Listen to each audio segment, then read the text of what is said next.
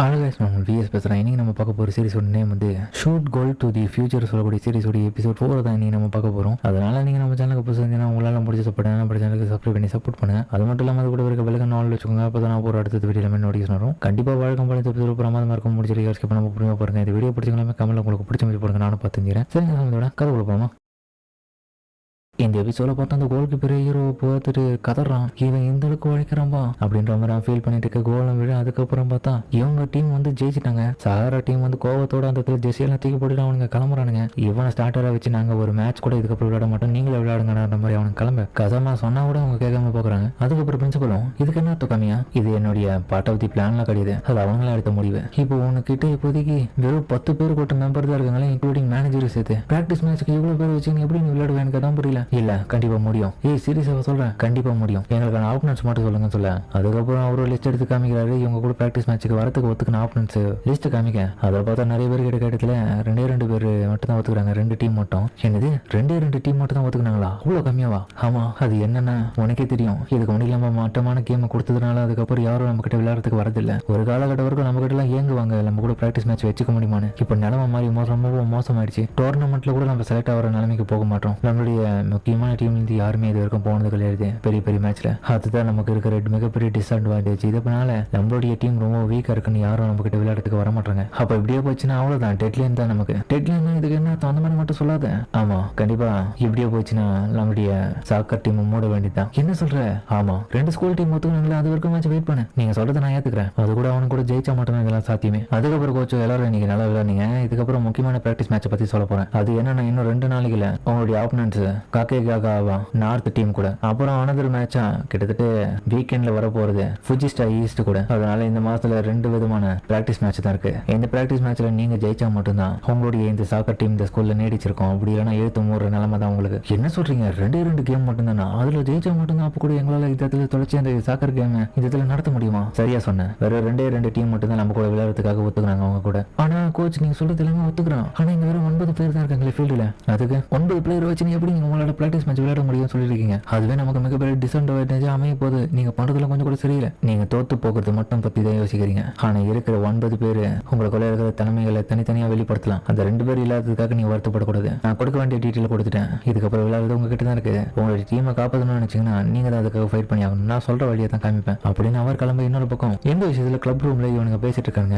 என்னப்பா இன்னும் 2 மேட்ச் தான் சொல்லிட்டு இருக்காரு. அதுக்கப்புறம் நம்ம டீமே இடத்துல முடிஞ்சிடும் போலிய கதை ஜெயிக்கலாம். உண்மைதான். இந்த கோச் வர எதுக்கு இப்படிதான் யோசிக்கிறாரு தெரியல. புதுசா என்னென்னமோ பண்ணிட்டு இருக்காரு. கசாமவோ இது உண்மையா இருக்க கூடாது. கட்டுப்பாது இதை நினைச்சலே. நம்ம இதை ஜெயிச்சாகணும்பா. ஜெயிக்கிறோமா இல்லையா ஃபர்ஸ்ட் பாரு. தோத்து தாண்டா போக போறோன்ற மாதிரி எல்லாரும் சொல்லிட்டு இருக்கேன். ஆனா கசாமவும் முட்டாள் மாதிரி பேசாதீங்கடா. நம்ம கிட்ட கோச் கம்மியா இருக்காரு. அவரோட ட்ரைனிங் மூலியமா நம்ம இன்னும் ஷைன் ஆகலாம். ஆனா வர மேட்ச்ல நம்ம விட்டுட்டோம். நம்மளுடைய டீம் எல்லாமே தோத்து போயிட்டு நம்ம விடக்கூடாதான். 9 பிளேயர் வச்சு விளையாட முடியும்னு நினைக்கிறியா? கண்டிப்பா முடியுன்ற ஒரு நம்பிக்கையில தானே அவர் நமக்கு விட்டு போயிருக்காரு. அப்ப நம்ம அது திறமையை நிரூபிக்கிறதான நேரம் அது. அந்த வாய்ப்பை விட்டு கொடுக்குறா. இவன் சொல்றது நம்ம ஏத்துக்கிறேன். ஏன்னா இண்டிவிஜுவலா இப்போ 9 பேர் இருக்கிறதுனால 2 பேர் மைனஸ் ஆகிற இடத்துல நம்ம அவங்களுக்கான இடத்துல ரீப்ளேஸ்மெண்ட் பண்றதுக்கு நம்மளுடைய திறமைகளை இன்னும் எக்ஸ்ட்ராவா காமிக்கிறதுனால நம்ம இன்னமும் மிகப்பெரிய லெவல்ல வளருவோம். அதுக்கப்புறம் எல்லாரும் பாசிட்டிவா திங்க் பண்ண ஆரம்பிக்கிறாங்க. கசாம இன்னொரு பக்கம் அவங்களுக்கு சொல்லி புரிய வைக்கிறேன். இன்னொரு பக்கம் பார்த்து கோச் அந்த இடத்துக்கு வந்துட்டு நீங்க சொல்றது எல்லாமே ஏத்துக்கிறேன், நல்லா தான் யோசிச்சுட்டு இருக்கீங்க. ஆனா நீங்க உங்களுடைய பாலியை நீங்க மேரேஜ் பண்ணணும். என்ன சொல்றீங்க மேரேஜ் அப்படின்னா என்ன அர்த்தம்? அதாவது 24 மணி நேரமும் நீங்க அது கூட இருக்கணும்ன்ற. அப்பதான் அது கூட உங்க கூட ஒரு பாண்டிங் ஏற்படும். அதுக்கப்புறம் அவர் சொல்ற விஷயத்தெல்லாம் கேட்டுட்டு கசாமா அதுக்கப்புறம் மிச்ச நண்பர்கள் எல்லாருமே பார்த்தா ஃபுட்பால் கூட இருக்கானுங்க. இந்த பக்கம் ஹீரோ ஃபுட்பால் வந்து வீட்டுக்குள்ள விளையாடுற அவங்க அம்மா கத்துறாங்க. டே வெளியே போய் விளையாடுறா, இந்த நைட் என்னால பாலை வச்சு விளையாடிட்டு இருக்க போடா அப்படிங்கிற மாதிரி கத்திட்டு இருக்காங்க. என்ன பக்கம் அந்த பாலை பார்த்துட்டு ஹீரோவை திங்க் பண்ணிட்டு இருக்காங்க. அடுத்த கட்டமா நான் என்ன பண்ண போறேன்னு. தோத்து போக கூடாது அவ்வளவுதான். அதுக்கப்புறம் மறுநாள் காலையில சஹாராவும் கேப்டனும் ஒரு பக்கம் வந்துட்டு இருக்கும் போது இந்த கோல் கீப்பர் இருந்த அமாகின்னு சொல்லக்கூடிய இந்த பையன் வந்து அவங்க கிட்ட போயிட்டு திரும்பவும் நீங்க வந்து சேரணும் செம்பாய் தயவு செஞ்சு வாங்கன்ற மாதிரி கேட்க என்னால் மன்னிச்சிரு அப்படின்ற மாதிரி கண்டுக்காம கிளம்புறானுங்க. இந்த விஷயத்தெல்லாம் இன்னொரு பக்கம் நம்ம கோச்சும் பாத்துறாரு. கோச் ஒன்று பக்கம் கிரவுண்ட்ல பார்த்தா எல்லாருக்கும் தனித்தனியா அவங்களுக்கு தேவையான விஷயங்களுக்காக இண்டிவிஜுவலான ஸ்கில்ல வளர்த்துக்கான ட்ரைனிங் கொடுக்குறாரு. அதுல அவங்க எல்லாருமே சிறப்பு பண்ணிட்டு இருக்க ஒரு இடத்துல எல்லாரும் நிக்க வச்சு கசாமா சுஜி கோரகாவா இவங்க எல்லாருமே அட்டாக் பண்ண போறாங்க மேட்ச்ல. நீங்க எல்லாருமே முடிஞ்சளவுக்கு பின்னாடி இருந்து டிஃபெண்ட் பண்ணுங்க. நல்லா புரிஞ்சு சொல்லிட்டு அதுக்கப்புறம் எல்லாரும் திரும்ப பிராக்டிஸ் மேட்ச் ஆரம்பிக்க போட முன்னாடி போய் விளையாடுங்கன்ற மாதிரி. அதுக்கப்புறம் கோச் சொல்ற அந்த டெக்னிக்ஸை பயன்படுத்தி அந்த ஸ்ட்ராட்டஜியோட விளையாடுற ஓரளவுக்கு அது நல்லாவே வேலை செய்யுது. ஆனா நம்ம ஹீரோ தான் லைட்டா சொதப்புறான். சுஜி நீ தான் சொதப்புற, சரி பண்ணாத. சுஜியால திரும்பவும் ஆரம்பிக்கிறானுங்க. திரும்பி அதே மாதிரியான தப்பு பார்க்குறேன். எந்த முறை பார்த்த சுஜி வந்து நம்ம கசாமாக்கு பால் அனுப்ப பால் அவங்ககிட்ட போனதுல திரும்பி மேட்ச் ஆரம்பிக்கிறானுங்க அதே போல. ஆனா இந்த முறை ஹீரோ கிட்ட ஒரு பால் வரதுல கசமா எனக்கு அனுப்புற மாதிரி பார்த்துட்டு இருக்கான். ஆனா ஹீரோ அவனை பார்க்காம அவனுக்கு முன்னாடி ஒரு பிளேயரை பார்த்துட்டு வேடிக்கை பார்த்துட்டு இருக்கேன். பால் அதுக்கப்புறம் பாஸ் பண்ற பேர்ல ஆப்போனன்ட் கிட்ட போயிடும். இதை பார்த்துட்டு அவனுக்கு கடுப்பாட்டி அவங்ககிட்ட வந்து கேள்வி வைக்கிறான். டேய் எங்கடா பார்த்து பாஸ் பண்ணிட்டு இருக்க? உன்னை தானே பார்த்து பாஸ் பண்ண சொல்றேன். உங்ககிட்ட ஆள் இருக்காங்கன்னு நினைச்சேன், அதனால தான் அனுப்பல. நான் தான் சொல்லிட்டேன் எனக்கு அனுப்பல, நான் பாத்துக்கிறேன். ஏன்னா இப்படி பண்ற? உன்னால இப்படி போச்சுன்னா தோத்துரும் போலின்ற மாதிரி சொல்ல. நீ சொல்றது உண்மைதான், என்னாலதான் தோத்து போக போறீங்க. நான் வெளியே போயிட்டா. டேய் அது ஏதோ சும்மா சொல்லிட்டேன், கடுப்பு ஏத்தாத. ஒழுங்கா போய் விளையாடு. சென்டர் பால் லெவல்ல கோச் எதுக்கு உன்னை நிக்க வச்சிருக்காருன்னு உனக்கு தெரியல. ஒழுங்கா விளையாடுற மாதிரி அவன் உன பக்கம் கத்திட்டு இருக்க. கோச் இந்த விஷயத்தான் பாக்குறான். என்ன பக்கம் இவனுக்கு 2 பேரும் வேடி பார்க்குற விஷயத்தை பார்த்து அவனுங்களை பார்க்க அவனுங்க கண்டுக்க வந்து விட்டு போக. அதுக்கப்புறம் அடுத்த கட்ட மேட்சுக்கு தேவையான விஷயங்கள் எல்லாத்தையுமே ஸ்ட்ராட்டஜி போட்டு வச்சிருக்காரு. அது எல்லாமே குரூப்ல ஃபார்வர்ட் பண்றதுல இவனுங்களும் மெசேஜா வர அதை பாக்குறாங்க. அடுத்த கட்டமா என்னடா பண்ண போற? கோச் தங்க மெசேஜ் போட்டுருக்காரு. யாரு போறா? நானும் போக மாட்டேன்டாப்பா அப்படின்ற மாதிரி. அதுக்கப்புறம் கேப்டனும் போக சகரவோ வேற வழி இல்லாம அப்படியே போயிடுறானுங்க. ஆனா நம்ம கோல் கீப்பர் பார்த்து விடாம நிறைய பேர் கிட்ட போயிட்டு சப்ஸ்டிடியூட் பிளேயரா கேட்கறான், தயவுசெஞ்சு என் கூட வந்து விளையாடுங்களேன் அப்படின்ற மாதிரி. ஆனா யாரும் ஒத்துக்க மாட்டாங்க, எங்களால முடியாதுன்ற மாதிரி சொல்ல. அதுக்கப்புறம் மறுநாள் காலையில கோச் வந்ததுக்கு வந்துட்டு எங்க பாருங்க பசங்களா, உங்களுக்கு உள்ள இருக்கிற ஒரு கேப்டன் தேர்ந்தெடுக்க போறேன். கேப்டனா? ஆமா அம்மாதாய் தான் இன்னைக்கு உங்களுக்கான கேப்டன். என்ன போட்டிருக்கீங்களா? எங்க நான் கேப்டனுக்கு தகுதி இல்லாத ஆளு என்னெல்லாம் போட்டிருக்கீங்க? இங்க பாருங்க, யாரு என்ன சொன்னாலும் சரி, அம்மாதாய் தான் இன்னைக்கு எனக்கு கேப்டன். அவன் சொல்றபடி தான் இந்த கேம் விளையாடுறீங்க, சரியா? ஒரு கோல் கீப்பருக்கு எப்படி நீங்க டீம் லீடர் கொடுக்கலாமே, அதுல என்ன தப்பு? அவன் என்ன அடுத்து வந்து யாராவது வழி காமிப்பான். மேட்ச் இன்னும் ரொம்ப நாளைக்கெல்லாம் நீடிச்சு இல்ல, நாட்கள் கம்மியாயிட்டே இருக்கு. விளையாட போறீங்களா பேச போறீங்களா? இது ஆரம்பிக்கணும் சொல்லிட்டு அதுக்கப்புறம் அவனுக்கு ஆரம்பிக்க என்ன பக்கம் பொண்ணுங்க இதெல்லாம் பார்த்து ஷாக் ஆகுதுங்க. என்னப்பா ஆளுங்க கம்மியா வச்சு விளையாடுறானுங்க. பிராக்டிஸ் மேட்ச் ஆரம்பிக்குது, அதுக்கப்புறம் நல்லா துடிப்பா விளையாட ஆரம்பிக்க. இன்னொரு பக்கம் இவங்க 2 பேரும் இந்த மேட்ச் வந்து பார்த்துட்டு இருக்கேன். இந்த மேட்ச்ல அட்வான்டேஜ் எடுக்க ஆரம்பிக்கிறாங்க நம்ம ஆளுங்க. இவனுங்க 3 பேரும் அட்டாக்கிங் பண்றதுல நம்ம கண்ணாடி கிட்ட இருக்க பால வாங்குறதுக்கு இன்னொரு பக்கம் இரவும் பால பாஸ் பண்ண சொல்லி கேட்க கசமாவும் கேட்கறதுல அடுத்த என்ன பண்ண புரியாம இருக்கான். கோச் ஒன்று பக்கம் இவனுக்கு என்னமோ போகாம இந்த இதில் சீரியஸா உட்காந்து பார்த்துட்டு இருக்கானுன்ற மாதிரி பார்க்க. அதுக்கப்புறம் ஹீரோக்கு பால் வர ஹீரோவும் போயிட்டு இருக்கும்போது டே எனக்கு பால பாஸ் பண்ற மாதிரி கசமாவும் கேட்க. ஆனா ஹீரோவே கோல் போடுற நிலைமையில இருக்கிறதுனால சுஜி கோலை போட்டுறா அப்படின்ற மாதிரி அவனை கத்த. ஆனா கோல் பார்த்தா விழாம கிட்டத்தட்ட 7-0 முறையில தோத்து போயிட்டு மோசமா. ஏன்னா ஒரே ஒரு கேம் தான் இருக்கு, அதோட இவன் கதை முடிஞ்சது. அடைச்சா நான் கொஞ்சம் கூட எதிர்பார்க்கல, இப்படி தோத்துட்டுமே. நம்ம மட்டும் ஜெயிச்சிருந்தா என்னத்துக்கு நல்லா இருந்திருக்கும். இன்னும் ஒரே மேட்ச் தான் இருக்கு, அதுதான் நமக்கான கடைசி வாய்ப்பு பண்ற மாதிரி சொல்ல. இதை கேட்டு ஹீரோவும்